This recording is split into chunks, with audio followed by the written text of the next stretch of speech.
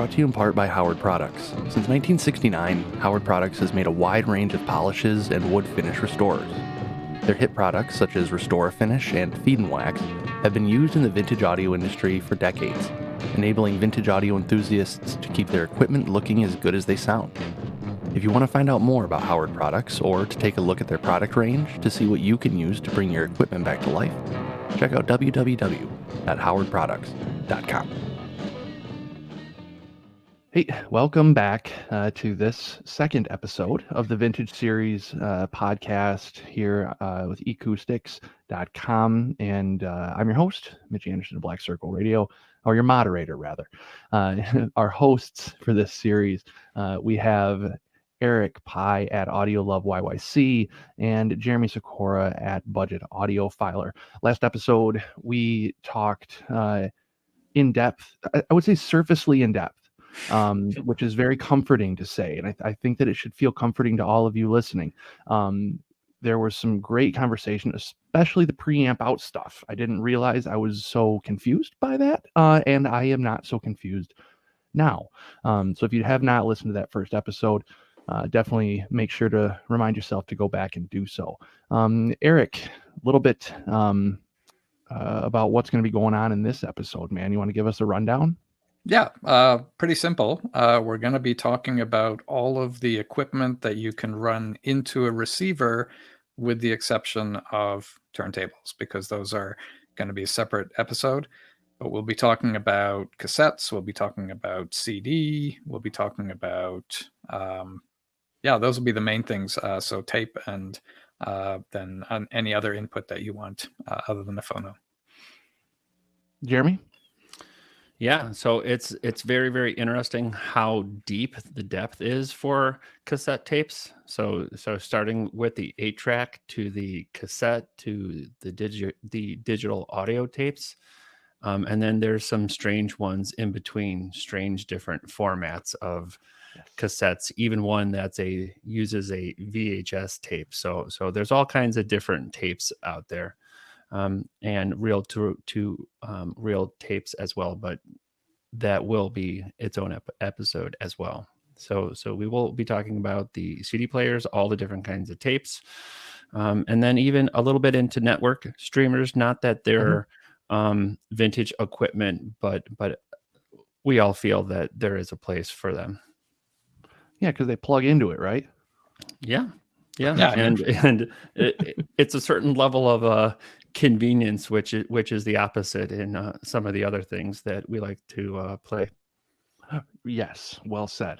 Eric, you want to would you mind starting this conversation off a little bit on CD players and what your journey with it has been? Mine has been limited. If it wasn't a Sony boombox that was sitting out on the basketball driveway, or the one that I use here in the studio, which is a vintage Marantz.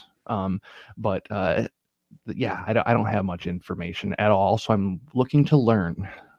Sure. So yeah, I mean, I had countless CD players back in the 80s, and then I sold everything when I moved overseas.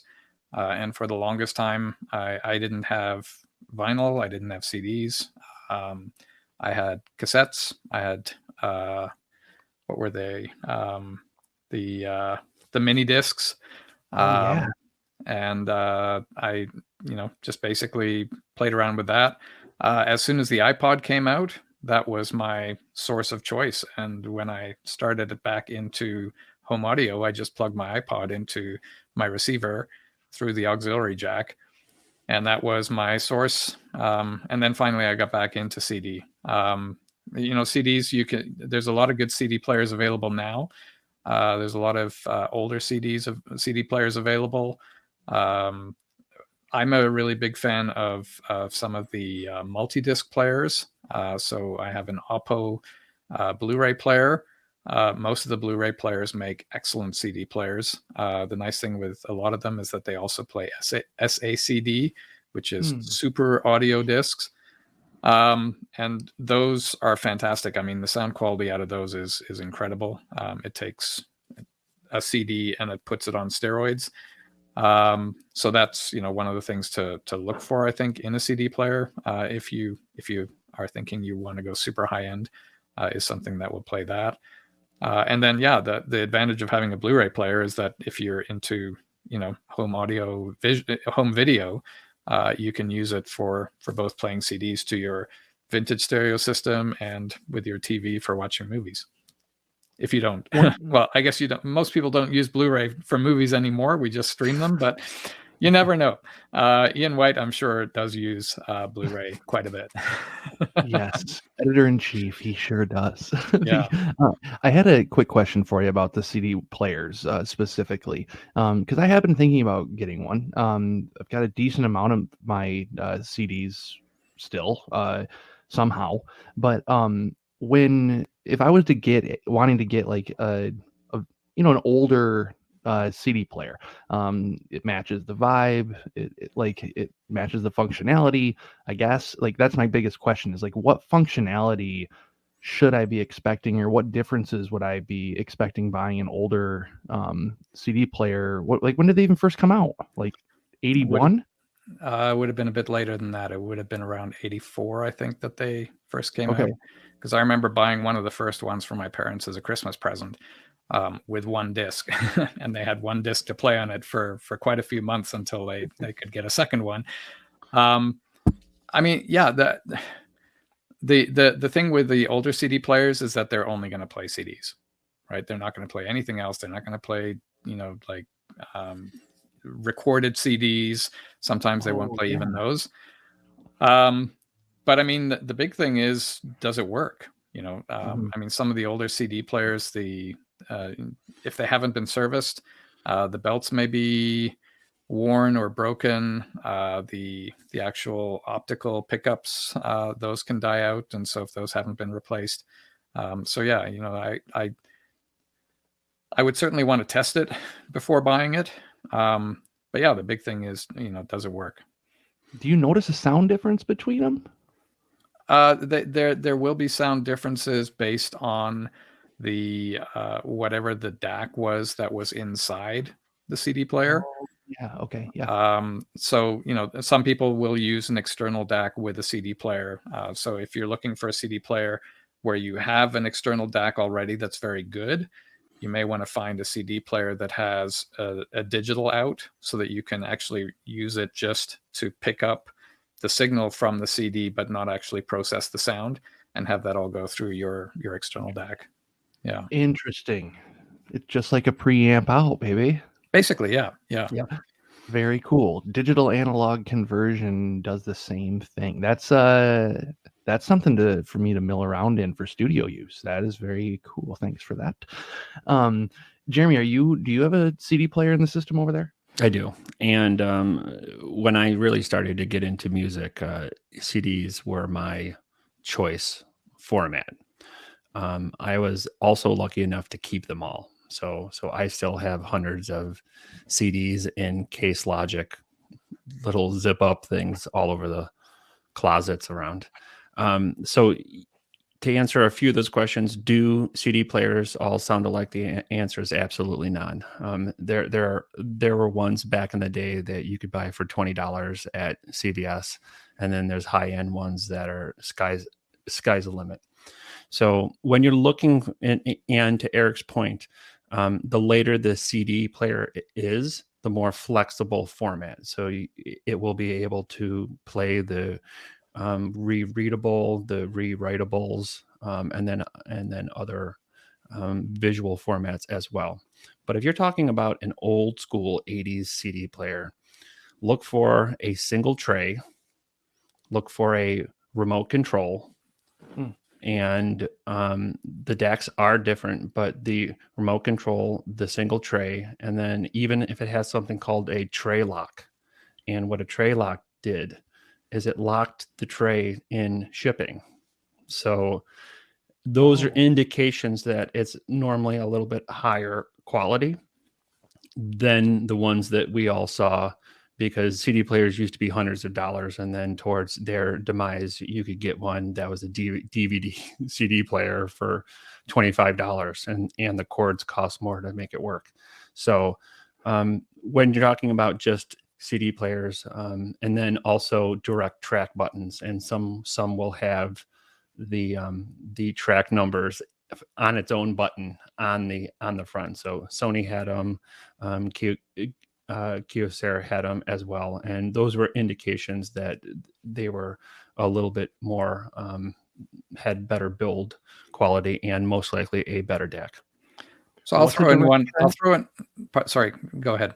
What's a direct track button? Oh, there's actually numbered tracks like 1 through 20 on the front. So if you wanted to go to track 4, you hit the 4 button, or if you want to go to track 10, you hit the 10 button. Okay, cool. Yeah, makes sense. That hey, you definitely less button wear. I was going to throw in one other thing to look for, and I mean, this may sound silly, but I remember my younger brother and me going into audio shops and hitting the eject button and seeing how slowly the tray came out and how slowly it went in again. But there is an element of quality there in that the cheaper ones tended to be like just a very cheap plastic tray. It would come out really fast, it would go in really fast, and it would sound like cheap. It would sound hollow kind of thing. Mm-hmm. And the better CD players, they would typically come out quite slowly. They would go in slowly, and there would be like this rich Rolls Royce-y sound as the belts kind of moved the tray in and out. So that's another thing to look for. That would make sense. That does make sense to me because it would be less vibration. There would be less warble, just be like a tighter mechanism happening all over. So you'd have less chance for stuff to break free or your CD to skip maybe even or have a read error. That's cool.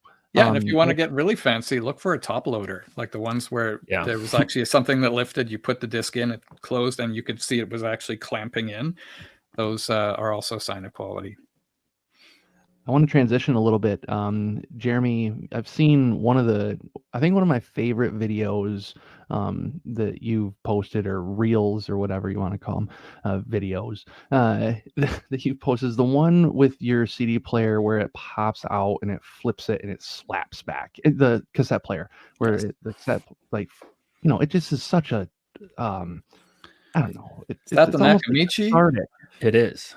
Yeah, so let's get into cassettes. So right before CDs and in between 8 tracks were cassettes.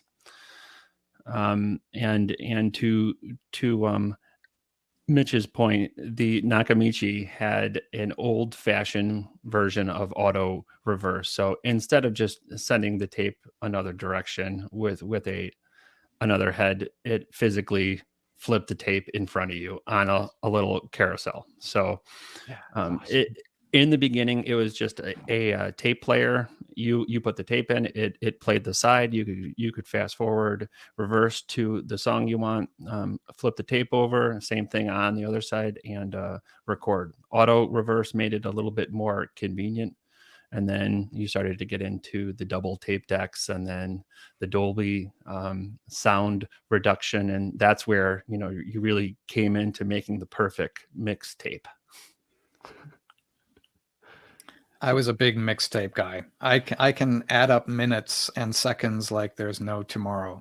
Because I would like figure out the song order. I would figure out how much was going to fit on this side and how much was going to fit on that side. I would jiggle things around a little bit to max out the length of the tape. I knew that certain brands of tapes, they said 90 minutes on them, but they were actually 92, that kind of stuff. Mixtaping, that was an art of the 80s, man. Holy. Do you use cassette, Eric? I don't. I have an old double cassette deck that my mom gave me. I haven't hooked it up to the system.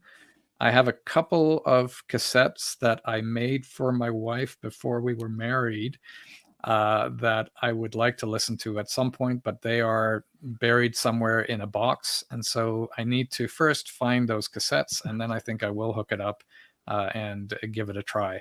But I'm not nearly as big a tape guy as our friend Jeremy there. So I think he's going to be dominating this particular episode. Yeah, give it. What do you, because I've even seen too, like you're buying new cassettes. I've bought a couple as well. But like, what are you looking for, Jeremy, with, or what should I be looking for if I'm looking to introduce a cassette player into my rig? So just like CD players, all tape players are not created equal. When I had my first tape player, it was inside of a Sony Sports boombox. And I thought that was the pinnacle of sound with the mega bass button. And it clearly wasn't. So it That's good. oddly enough, it wasn't until I heard cassettes on a high-end Pioneer and a Nakamichi deck that I actually started to really appreciate how well cassettes sound when played through the proper tape player. Not having a proper tape player for the last 30 years, it was very, very interesting to see how good they can be. Now, they're just like any other media. There's bad CDs, there's bad vinyl, there's bad recordings. Yeah. You will have those on all media, and you'll have them in streaming as well, actually. So when it comes down to what to look for in a tape player, and we're talking vintage wise, I like the Nakamichi brand a lot. You will not go wrong with any of their decks. They're really well made. They're made to be serviced, and all of them have some sort of a noise reduction too. And then the other brands, you will distinctly see a difference between the low end and the high end. So if you start to get into the Pioneers had a low end and they had a high end. So did JVC. So did literally every brand out there had. Nakamichi just kind of did tape players, and they also did they did mini systems and a bunch of other things, but they really poured some money into making cassette players different. So when I'm looking for cassettes, and I do still buy cassettes, but I'm not overly impressed with the newer cassettes that are being made versus the older ones that are out there. And once again, there's ones that have been played a million times and ones that literally I still find sealed cassette tapes from the 80s and 90s, and fork over a whole $5 for those, unwrap them for the first time and play them. So the media is still alive and well. The used market's alive and well, and you can get a cassette tape for $2 now. You can also listen to your old tapes that you made or your parents made. So it's very, very much alive, and an alternative to vinyl. When you're when I'm gonna go buy one, are there any tests that I can do before purchasing, or are there any tips for looking at the heads, or obviously if it's got like a jammed button, or if like you press eject and nothing happens, you're probably going to want to skip on that one. But if all functionality seems okay, how could I go about looking at the heads or cleaning them, or what are you kind of thinking there? So you will see a theme that Eric and I kind of adhere to the physical appearance. If the buttons are worn out, there's a good chance the head's worn out too. Okay. So also cassette tapes span two errors. They span the mechanical error, where you are physically pressing down the play button and all the mechanisms are happening, physically. And then the units like the Nakamichi, they're all electronic buttons. So functionality is absolutely key with the newer models. You're going to want to power it up. You're going to want to make sure the buttons work. You're going to have to, there are times for almost all of them that the belts won't work. So when it quote eats tapes, that's most likely a belt that's either rotted out or missing or not functioning as it should. Is it repairable? The answer is yes. But also, do you want to spend more on the repair than the unit's worth? So just be aware. If you're looking for the perfect matching cassette to the receiver that one of your parents left to you, then yes, go ahead and buy it and get it repaired. But ultimately, the condition will be a great indicator on the functionality. And with any vintage, try to test before you buy if it's an option. Mm-hmm. What other forms of mixed media do you use? You're using 8-tracks over there too. Before we get into like streaming stuff, but you're still screwing around with those. I do not own a 8-track player. Eric, Nope. hands off. No thanks.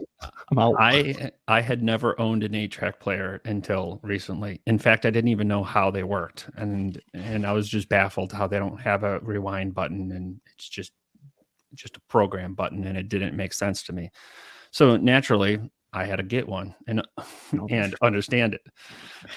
So yeah, I have a bunch of 8-tracks. I will say, having several different players, there is once again a difference between a player and a recorder, and that's not just the fact that it records, it's just the amount of effort that was put into an actual like a Fisher 8-track that has VU meters, so you can record on it properly. That's solid metal, versus a GE unit that literally you just put the tape in and it plays. That's all it does. It doesn't fast forward. It doesn't. It just plays. And the 8-tracks were very common in cars too back then, and those didn't have a lot of frills. It just went in and it sounded poor at best. So a lot of people have very, very interesting comments about how much 8-tracks are total garbage. And but oddly enough, I actually purchased a brand new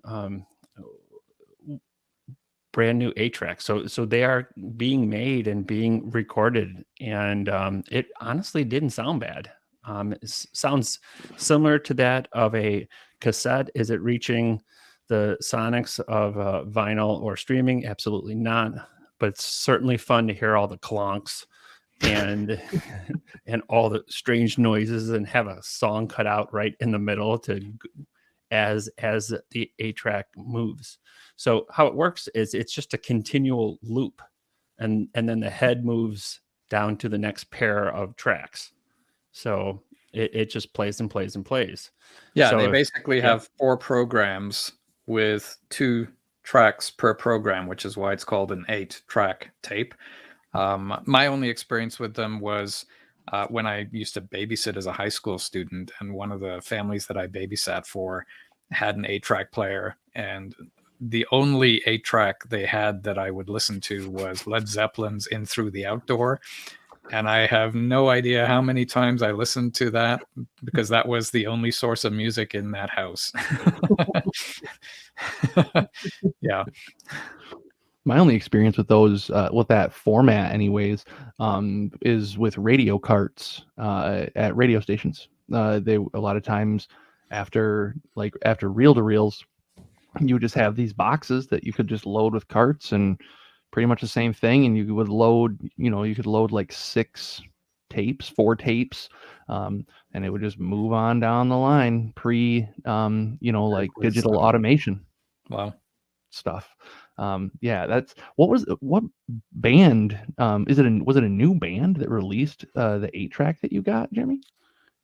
There's a lot of punk bands doing it. Okay, sure. Yeah, so there's a lot of the punk bands doing it just for the aesthetic of making you find an 8-track player. Yeah. And there's some reissues, and then there's also at least one that I know of that will do a transfer service, meaning you have to confirm you have the media, and they will record it on a new 8-track or a newer clean 8-track. So when a lot of people say, well, original 8-tracks sound horrible, they're probably right, because they've been sitting around for 40 years. But there's people that actually rebuild the cassettes and put the little foam back in it, and then re-record it, most likely from a digital source or vinyl even. And so the machine that you have, you said, is a Fisher, and it does have like VUs and stuff. Yeah. So you can set the record level for the left and right channel, and it acts just like a cassette player, and you can actually make a mixtape. So I have a mix 8-track that has Radiohead on it, and people are like, Radiohead 8-track? How did that happen? I'm like, just you wait, it gets worse. Do you have an 8-track in your car yet, Jeremy? Absolutely not. No. No. And so when it comes to, and I could, this could easily be Googled or something, but I don't have the patience for it. So you're saying, like, because I've heard people say it before, like it's going, so it like cuts off in the middle of a song, right? But Sometimes, yes. Yeah. when it does that, why does it do that again? It's just moving the head down to the next part of the tape. Oh, that's the flip. So Okay, yes. So instead of the traditional cassette where it moves the tape over the head actually goes to a different part of the tape vertically. That's incredible. That's okay. Now I'm found. So those Eric, are all those mechanical clunks and chirps and all kinds of strange sounds that when the kids heard it the first time, they thought something broke.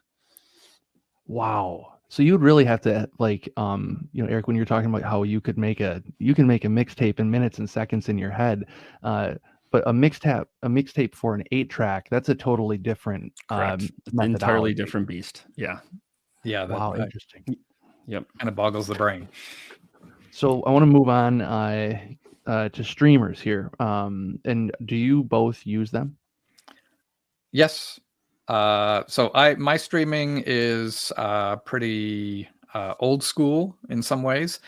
I have a whole bunch of Apple Airport Expresses. I have one hooked up to each of my stereo systems. So I have 3 of them in the house and on different systems. And then I can just stream music from my AirBook. And that totally works for me. It's Redbook, which is CD quality audio is transmitted. It's not working on Bluetooth, it's wireless. And so the sound quality is relatively good. I know that Bluetooth is getting better and better. But I know certainly Bluetooth streamers, there have been issues with, how far away you are from the streamer box in terms of the signal and those kinds of things. But yeah, that's the extent of my usage. And as far as your system goes, with your vintage receivers or your vintage integrated, you're not seeing any issues whatsoever hooking up the most modern of streaming, essentially, into your vintage equipment. No, I mean, so we talked about this before the broadcast started, but I have each of them is hooked up so that it has a 3.5 millimeter stereo, basically like a headphone jack to send the sound out. And then I have that split to 2 RCAs in. I plug it into the tuner every time because that's kind of like my version of a radio. And that leaves the auxiliary input free for my CD players. I just click it to tuner. I hit play on my Mac, and boom, I got music. What about you, Jeremy? What's your how do you experience that digital streaming integrated into your vintage setup? So I've tried several different ways. We'll start at the lowest. The lowest is just an Echo Dot, and it is just that. And to Eric's point, anything with a 3.5 headphone output can be an input into your vintage stereo. So when I'm very lazy or I just want to hear what a song, I just rattle it out and say play. So there's not even an interaction. There's not even an interface. So any song is accessible through any of the systems at any time, or standalone even. But I do have that, and the sound quality is okay. It's less than a CD level, but I would say better than a cassette. And then I also have an Amazon or Echo Link, which is their version of a streamer. And then I have 2 fit for purpose streamers, and Andover Audio and a Blue Sound. And as you go up in price, you go up in quality of the actual stream. And then those are most likely controlled by an application on your phone. Gotcha. And so when you're using, my biggest question when it comes to vintage integration of digital streamers, are you noticing that you prefer using the streamer on your tube equipment or your solid state equipment? And what do you kind of notice there? Oddly enough, I like the mix with the tube. There's a lot of people that say it's going to stream out exactly as it was recorded, as you're supposed to listen to it.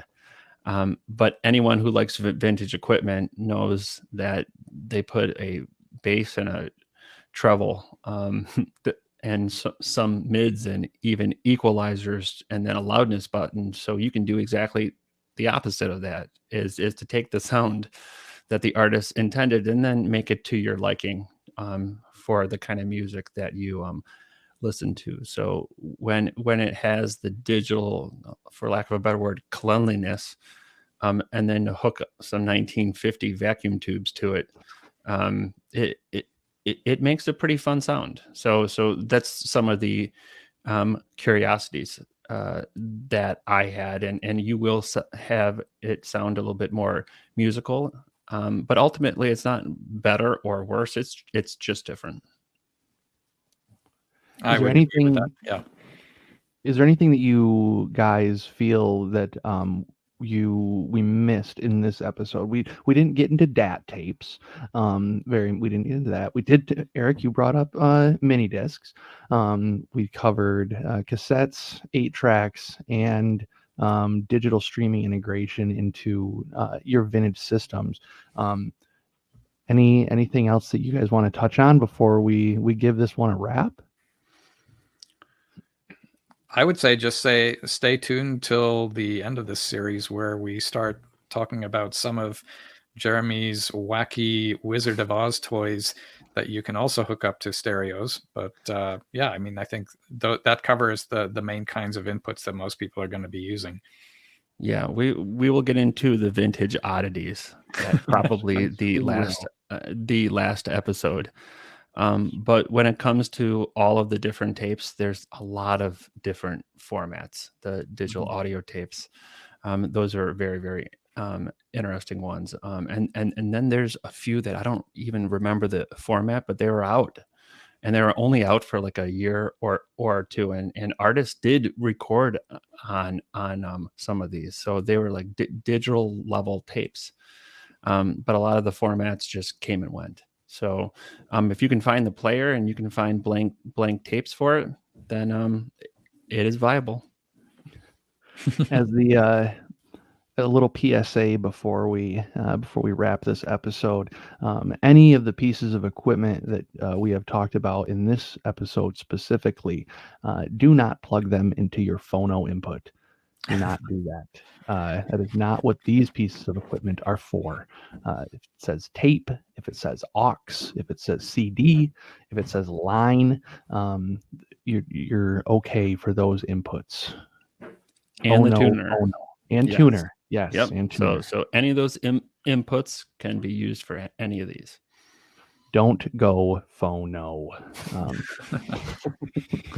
Thank you so much, everybody, for listening. Eric at Audio Love YYC. Thank you, Jeremy at Budget Audiofiler. Thank you as well. Thank you, eCoustics.com. I've been your host, moderator, Mitch Anderson, and we will see you on the next episode, which will be talking about something along these vintage lines. See you next time. Hit subscribe.